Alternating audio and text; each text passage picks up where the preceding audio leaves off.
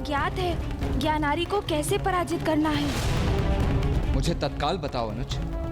भैया आवेशित प्रतीत होते हैं, मुझे इनके क्रोध को शांत करना होगा। मैं आपको मेरी योजना बताता हूँ, किंतु आप अकेले में ये क्या प्रशिक्षण ले रहे हैं? गणेश, मैं कह रहा हूँ अपना ये परिहास बंद करो और मुझे मेरा दंड लौटा दो। यदि आप अपना दंड चाहते हैं भैया, तो स्वयं क्यों नहीं ले लेते? लीजिए लीजिए लीजिए लीजिए। उचित है फिर। यदि तुम ये क्रीड़ा करना ही चाहते हो तो मैं भी तैयार हूं, किंतु यदि आहत हो गए तो मुझे दोष मत देना। क्या भैया, आप बातें बहुत करते हैं, दंड तो लेकर दिखाइए। अच्छा, तो अब पकड़ कर ही दिखाता हूं।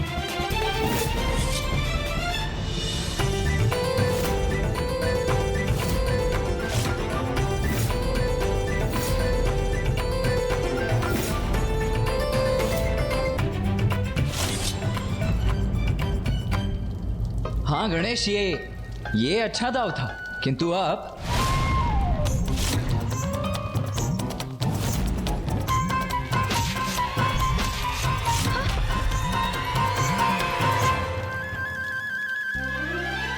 उत्तम, अति उत्तम गणेश। गणेश, मैं तुम्हारे दंड के कौशल से अत्यंत प्रभावित हुआ। तुम में गति है, चपलता भी। तुम इतनी दक्षता से गतिशील होते हो जैसे मानो तुम्हारे लिए कितना सरल है। किंतु गणेश, अगली बार बस इतना ध्यान रखना कि दंड को ऐसे नहीं, ऐसे पकड़ना, ताकि तुम्हारा प्रतिद्वंदी उस पर अपनी पकड़ ना बना सके। समझ गया भैया, समझ गया। किंतु आप ये बताइए, मेरी दक्षता और मेरे कौशल से आपका क्रोध समाप्त हुआ? गणेश, तुम मेरे अनुज हो और साथ ही मेरे प्रथम पूज्य भी। और यदि मेरा प्रथम पूज्य मुझे कोई आदेश देगा तो मैं उसका पालन अवश्य करूंगा। किंतु तुम्हारा अग्रज होने के साथ साथ मैं एक योद्धा भी हूं गणेश। इसीलिए मुझे यह ज्ञात करने का अधिकार भी है कि तुम क्यों नहीं चाहते कि हम उस उद्दंड ज्ञानारी से युद्ध करें। क्योंकि भैया, जब ज्ञानारी के पिता दुर्बुद्धि का प्राणांत हो रहा था तो उन्होंने मुझसे कहा था, मेरे बाद मेरा पुत्र तुमसे युद्ध करेगा, उसके पश्चात उसका पुत्र। ये युद्ध निरंतर चलता रहेगा। दुर्बुद्धि ने अपने पुत्र ज्ञानारी के हृदय में देवताओं के प्रति घृणा का बीज बोया। वो हमसे घृणा करता है, फिर उसका पुत्र भी ऐसा ही करेगा। और यही ऐसी घृणा की परंपरा पिता से पुत्र को प्रदान की जाएगी और पीढ़ी दर पीढ़ी चलती रहेगी। यदि इसी प्रकार उसके पिता के पुत्र और उसके भी पुत्र से ऐसे ही युद्धरत रहे तो घृणा और ये युद्ध की श्रृंखला तो ऐसे ही स्थापित रहेगी। तुम सर्वथा उचित कह रहे हो गणेश, किंतु असुरों और देवताओं के संघर्ष की परंपरा तो इतिहास के आरंभ से चली आ रही है। इसीलिए मुझे तुम्हारा आशय समझने में कठिनाई हो रही है। तुम कहना क्या चाहते हो, करना क्या चाहते हो, ये स्पष्ट तो करो। भैया, आप उचित कहते हैं। अनेक सदियों से असुरों ने देवताओं के प्रति द्वेष का ही भाव रखा है, किंतु इस परंपरा में मूल परिवर्तन लाने का, असुरों को ये समझाने का कि देवता उनके शत्रु नहीं, इसका अवसर है हमारे पास। हम उनकी घृणा को स्नेह में परिवर्तित कर सकते हैं भैया, और इसका आरंभ हम ज्ञानारी के अल्पायु पुत्र सुबोध से कर सकते हैं।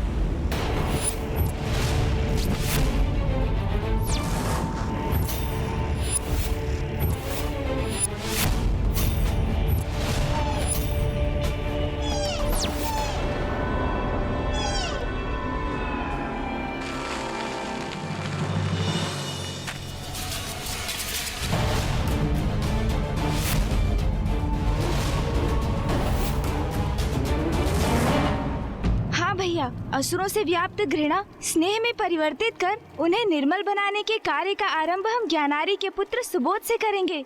ज्ञानारी ने अपने पुत्र में देवताओं के प्रति द्वेष प्रचुर मात्रा में भर दिया है, किंतु यदि हम चाहें तो हम बालक सुबोध को उसकी आसुरी प्रवृत्ति से रिक्त कर उसे सात्विक बना सकते हैं।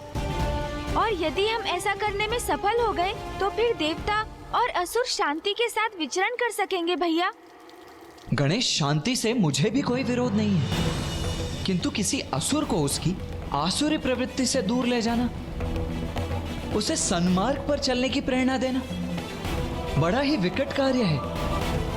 और इसमें सफलता प्राप्त करने के लिए कोई उपाय भी है तुम्हारे पास? हाँ हाँ है ना, किंतु उसका उपाय तो आप हैं भैया। ज्ञानारी के पुत्र बालक सुबोध को भी हिंसा करने में आनंद आने लगा है।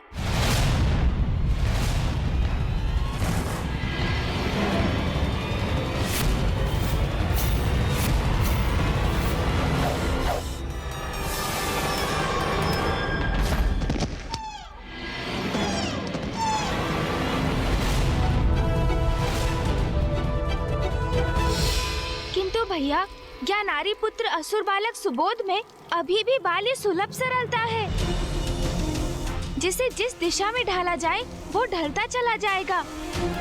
इसलिए भैया, यदि उसे उचित मार्गदर्शन प्राप्त हो तो उसे घृणा के इस बीज को उसके भीतर पनपने से रोका जा सकता है। और ये हम कैसे करेंगे गणेश? हम नहीं, ये आप करेंगे भैया, आप करेंगे उसका मार्गदर्शन।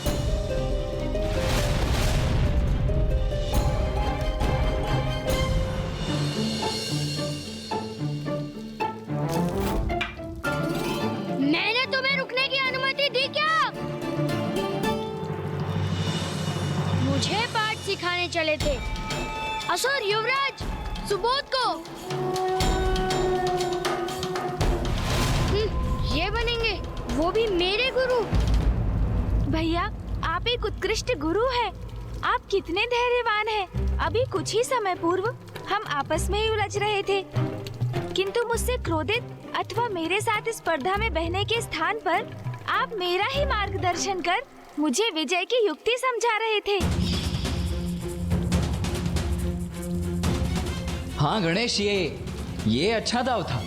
इसी प्रकार आप सुबोध को ज्ञान देंगे भैया, उसे ईश्वर का परिचय देंगे, उसे आदिशक्ति, महादेव, ब्रह्मदेव एवं श्री हरि नारायण सबकी महिमा का बोध कराएंगे।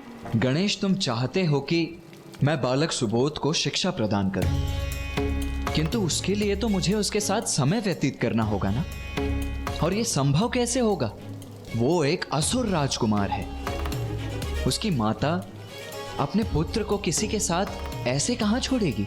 अब युक्ति का विचार तो आप ही कीजिए भैया, मैं तो चला भोजन करने।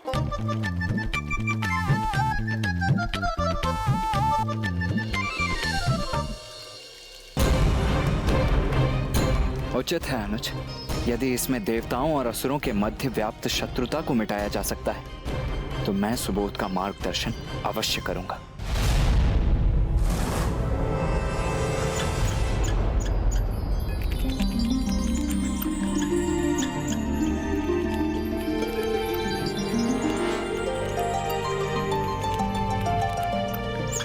ये गिलहरी यहाँ शांति से बैठ के अपना भोजन कर रही है, ये तो अनुचित है।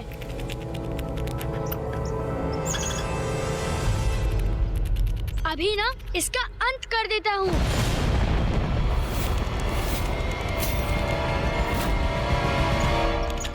अरे रुको, कहाँ भाग रही हो? रुको, अरे रुको तो, कहाँ भाग रही हो? अरे अभी तुम्हें पकड़कर तुम्हारे रक्त बहाने का आनंद लूंगा। रुको।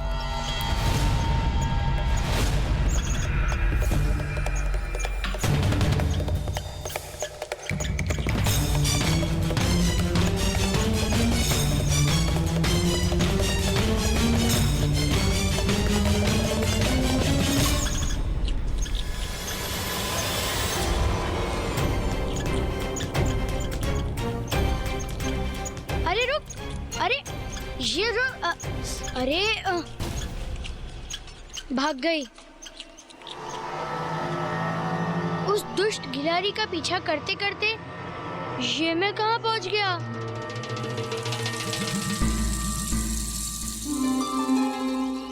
ये वन कितना घना है, मुझे तो बहुत भय लग रहा है। मुझे लौटना चाहिए, किंतु किस दिशा में जाऊं? यहाँ से अथवा वहाँ से? कहाँ जाऊं? कैसे जाऊं? किस दिशा में लौटूं?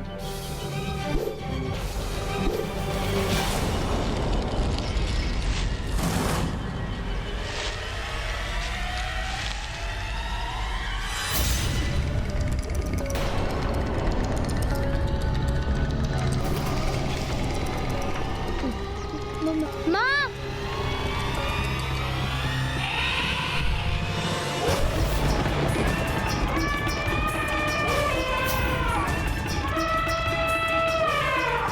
ये महाकाय वंचक, इसका सामना मैं कैसे करूंगा?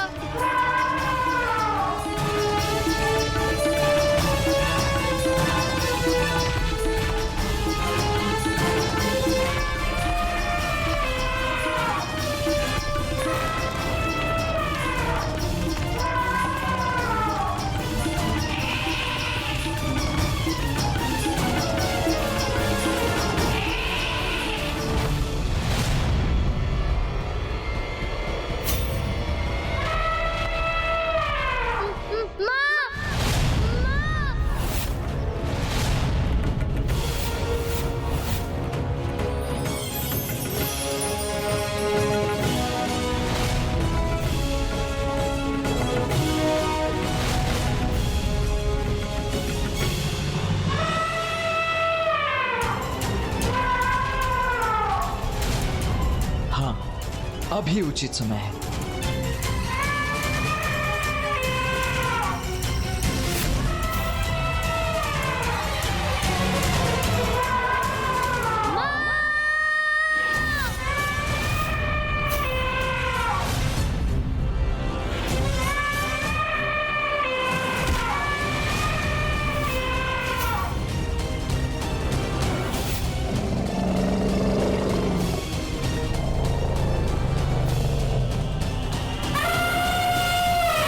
इतना बल, वो भी एक साधारण गज में। ओह, तो ये तुम हो। अति उत्तम युक्ति है गणेश।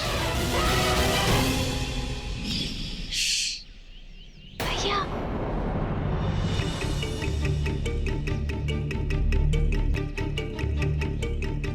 गणेश, तुम यहाँ? ओहो भैया, मुझे भली भांति ज्ञात था आप सुबोध तक पहुंचने की युक्ति नहीं सोच सकेंगे। देखिए ना, आप तो अभी भी यहीं खड़े हैं, इसलिए मैं स्वयं ही यहाँ पहुँच गया, ये सोचकर कि क्यों ना आपकी सहायता ही कर दूं। अच्छा, वहाँ कैलाश में तो बड़ी बड़ी बातें कर रहे थे कि भैया युक्ति आप सोचिए, मैं तो चला भोजन करने। अब यहाँ आए बिना तुमसे रहा भी नहीं गया ना। क्या करूं भैया, अत्यंत उदार और कोमल हृदय है जो मेरा, इसीलिए आपकी कठिनाई को सरल बनाने चला आया। अच्छा, आप सचेत रहिए और आगे देखिए। क्यों? ऐसा क्या करने जा रहे हो तुम? क्या करना है ये तो उचित समय आने पर स्वतः ही आपको ज्ञात हो जाएगा भैया। बड़ी शक्ति आ गई है ना तुम में। हाँ, माँ के हाथों के बने मोदक जो खाकर आए हो, है ना? किंतु तब भी मैं तुम्हारा अग्रज ही हूँ।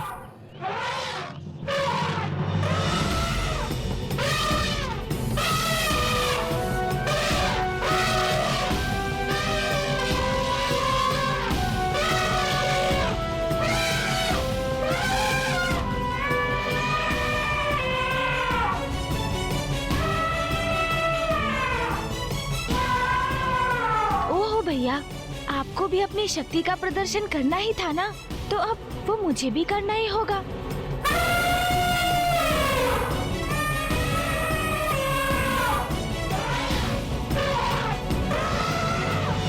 पुत्र सुबोध, आप सुरक्षित तो है ना? माँ,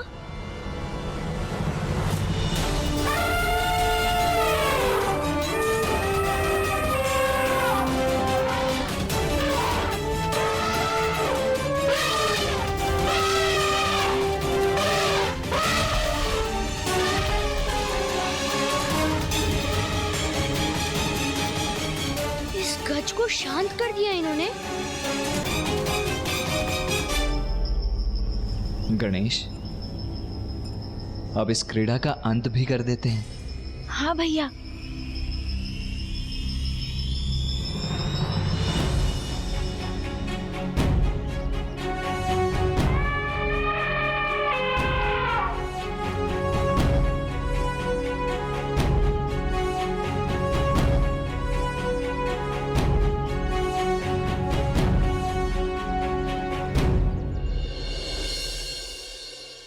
कौन हो तुम?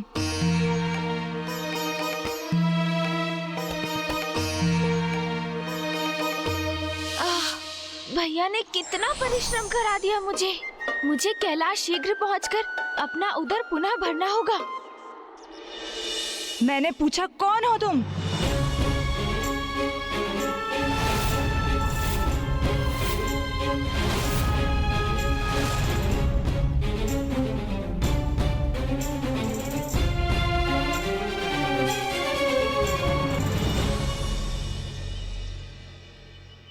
प्रश्न ये नहीं है, प्रश्न तो वो है जो मैं आपसे पूछने जा रहा हूं कि ये बालक कौन है और इसके भीतर इतना अहंकार और ऐसी घृणा का वास क्यों है? ये जैसा है ऐसा किसने बनाया है इसे?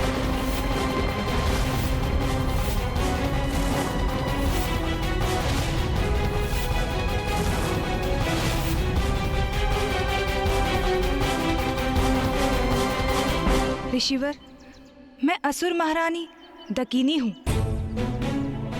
और ये मेरा पुत्र असुर महाराज ज्ञानारी का पुत्र है।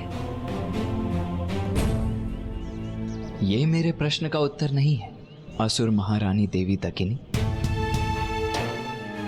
आपने मुझे अपना पद और समाज में अपना स्थान बताया, किंतु मेरा प्रश्न तो ये था कि ये बालक कैसे गुण धारण कर रहा है?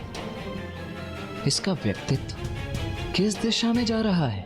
मेरे असुर युवराज सुबोध के व्यक्तित्व पर प्रश्न करोगे तुम? इतना दुस्साहस तुम्हारा?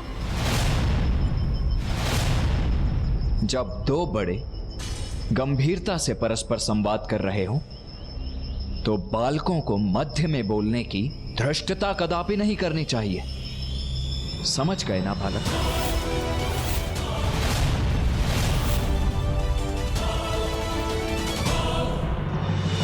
आश्चर्य, किसी ने प्रथम बार अपने कथनों से मेरे उद्दंड बालक को प्रभावित कर उसे शांत किया है। कौन है ये ऋषि? ऋषिवर, मेरे पुत्र सुबोध को हमारे संवाद में उसके इस असमय हस्तक्षेप के लिए क्षमा करें। आपने उचित समय पर इसकी रक्षा की, जिसके लिए मैं सदा आपकी आभारी रहूंगी। आप मुझे अपना परिचय देने की कृपा कीजिए ऋषिवर। बताइए मुझे, कौन है आप?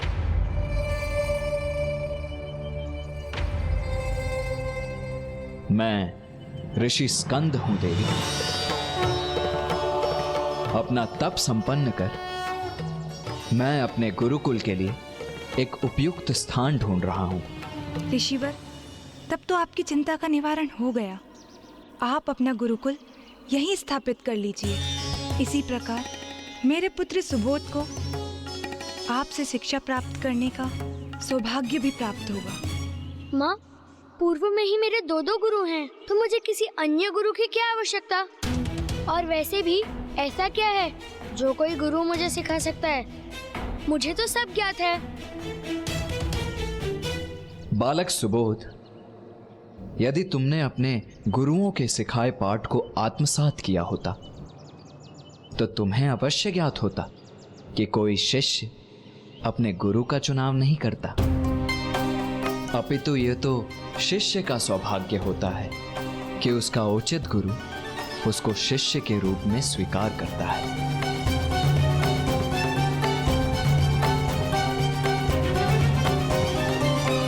देवी, आपका पुत्र मुझसे शिक्षा प्राप्त करने के योग्य नहीं है और यह स्थान मेरे गुरुकुल के लिए उचित नहीं है। इसीलिए अब मैं आपसे विदा लेता हूं।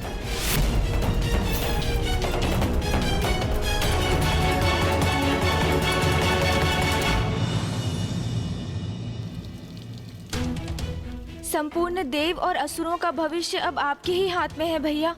आशा है इस बार आप बिना युद्ध किए ही विजयी होंगे।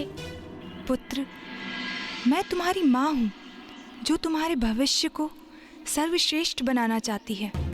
अपने लिए नहीं, अपनी माँ के लिए अपने अहंकार का परित्याग कर दो और सम्मान सहित ऋषिवर को रोक लो। आवश्यकता तो नहीं, किंतु माँ मुझसे निवेदन कर रही है तो रोक लेता हूँ इन्हें। ऋषिवर,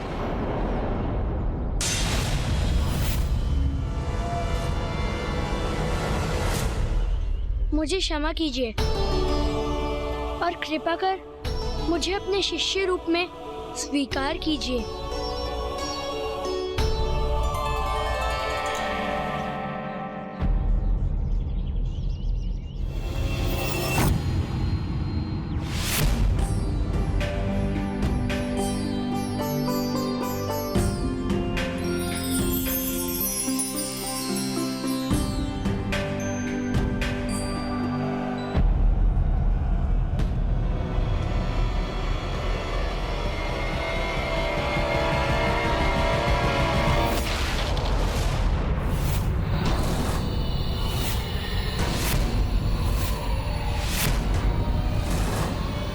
ज्ञानहारी, तुम यहाँ क्यों आए हो?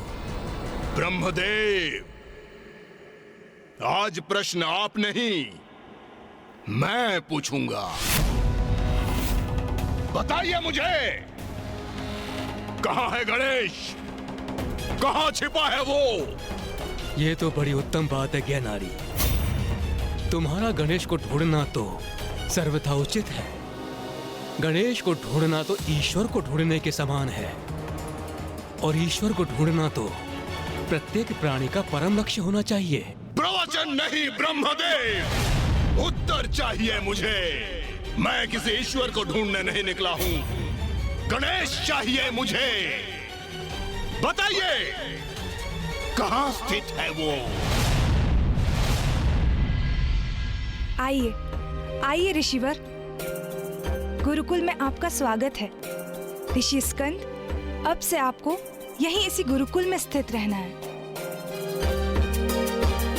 देवी, मुझे वन में ज्ञात हुआ था कि बालक सुबोध के 2 गुरु पूर्व से ही हैं। उन दोनों का तो कार्य यहाँ से समाप्त हो गया नवीन गुरुदेव। अब तक तो वो लोग अपनी पोटली बांधकर यहाँ से प्रस्थान भी कर गए होंगे।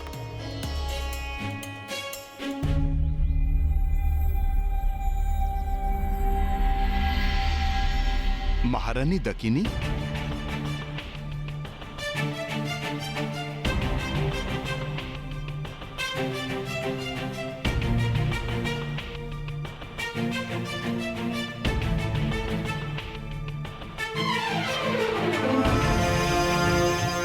प्रणाम ऋषिवर।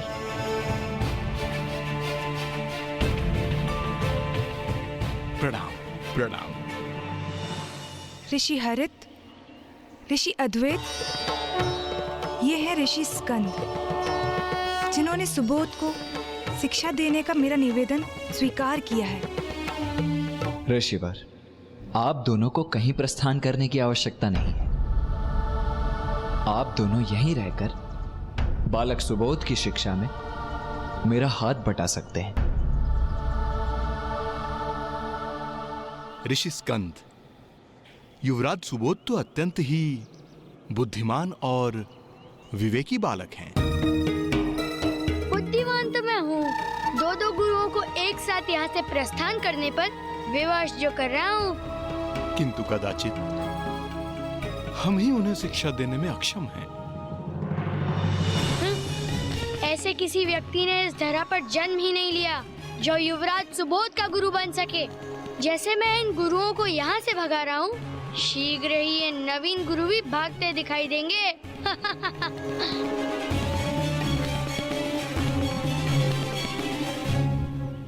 सुबोध, ऋषि हरित और ऋषि अद्वैत के चरण स्पर्श कर उनसे आशीष प्राप्त करो। मैं चरण स्पर्श करूं इनका?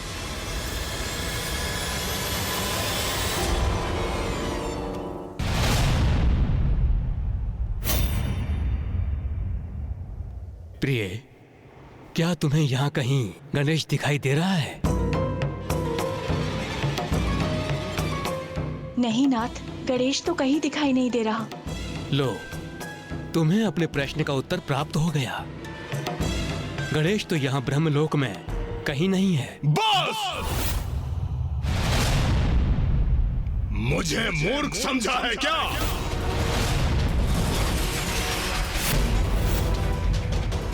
गणेश से तो मैं बाद में निपट लूंगा। वैसे भी मुझे सभी देवताओं का अंत करना है।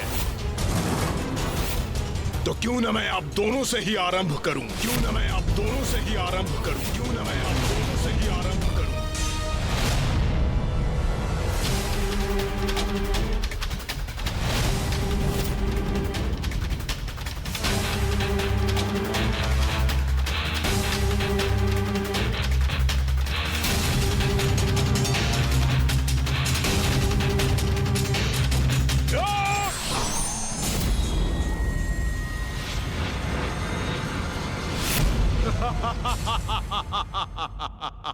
अरे वाह!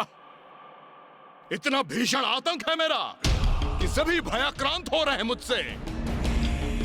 वहां कैलाश में भी सभी मेरे भय से कहीं भागकर छुप गए, और यहाँ ब्रह्मलोक में ब्रह्मदेव और देवी सरस्वती मुझसे अपने प्राणों की रक्षा करने के लिए कहीं अदृश्य हो गए। कितने भीरू हैं ये देवता, मुझे देखकर भागकर छिप रहे हैं।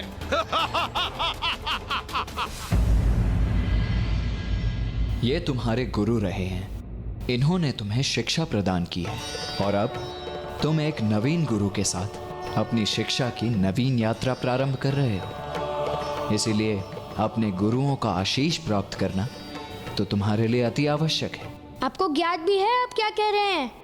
आप मुझे, असुर युवराज सुबोध को, इनके चरण स्पर्श करने के लिए कह रहे हैं? कदापि नहीं।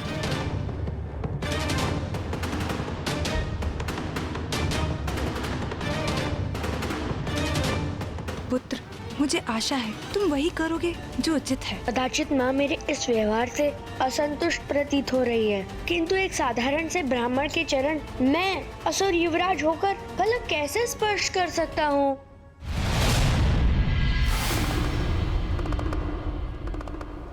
पुत्र गणेश, तुम्हारे सुझाव पर हम ब्रह्मलोक से अदृश्य होकर यहाँ आ गए। पुत्र गणेश, ऐसे कितने समय के लिए अदृश्य रहेंगे हम? ज्ञानारी तो तुम्हें सर्वत्र ढूंढ रहा है। बुआ जी, यदि मैं चाहूँ तो अभी मैं ज्ञानारी का वध कर सकता हूँ, किंतु उससे क्या लाभ होगा?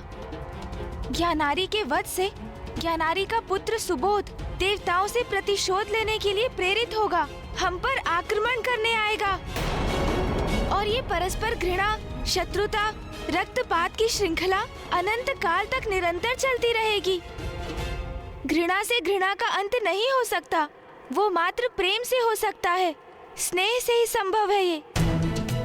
इस घृणा को समूल नष्ट कर देने की हमारी योजना क्रियान्वित हो चुकी है, और मुझे ज्ञात है भैया उसे सफल बनाने हेतु पूर्ण रूप से प्रयास करेंगे। घृणा के बीज को नष्ट कर इस भावना को अंकुरित नहीं होने देंगे वो, और उसके स्थान पर ज्ञानारी के पुत्र सुबोध के हृदय में प्रेम और भक्ति का भाव भर देंगे।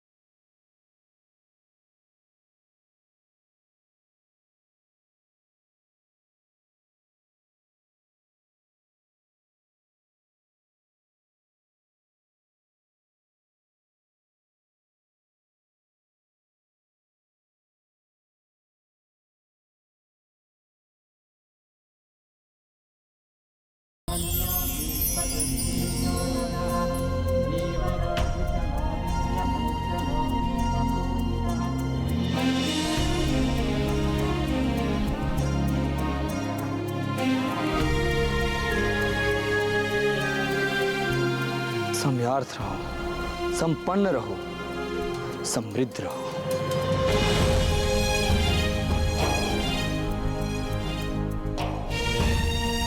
ये अचानक कैसे विचित्र सुख का आभास हुआ मुझे। इन गुरुओं के शब्दों ने जैसे मेरे हृदय को शांत कर दिया।